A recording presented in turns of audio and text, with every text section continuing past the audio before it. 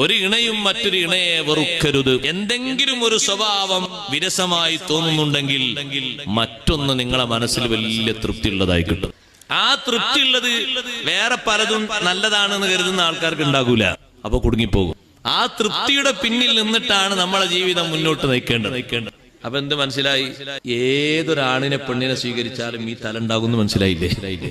ഒരു സ്വഭാവം ഒരു പക്ഷേ നമുക്ക് ചെറിയൊരു പോരായ്മ ഉള്ളത്, പക്ഷെ പരിഹരിക്കാൻ അപ്പുറത്ത് ഇഷ്ടം പോലെയുണ്ട്. ഇഷ്ടം പോലെ നല്ല സ്വഭാവങ്ങളുണ്ട്. എന്താണ് ഒരു സ്വഭാവം നമുക്ക് കുറവുള്ളത്? ചെയ്യുന്ന പണികളൊക്കെ നല്ല വൃത്തിയാണെങ്കിലും സ്പീഡ് കുറച്ച് കുറവാണ്, സൂക്ഷിച്ചിങ്ങനെ ചെയ്യാൻ. പക്ഷെ ഇബാദത്തിൽ നല്ല സൂക്ഷ്മത ഉള്ള പെണ്ണാണ്, നല്ല ഹയാ ഉള്ള പെണ്ണാണ്, നല്ല സ്നേഹം നൽകുന്ന പെണ്ണാണ്. നമുക്ക് വല്ലതും പറ്റിയാൽ സ്നേഹം കൊണ്ട് അപ്പുറത്തിരുന്ന് കണ്ണീർ വാർക്കുന്ന പെണ്ണാണ്. നമ്മൾ മോഹിച്ചത് നമ്മുടെ ജീവിതത്തിന്റെയും ശരീരത്തിന്റെയും സുഖത്തിന്റെയും ഒരു മാറ്റർ മാത്രമാണെങ്കിൽ അങ്ങനെയുള്ള ഒന്നിനെ കിട്ടിയാൽ ഈ സന്തോഷം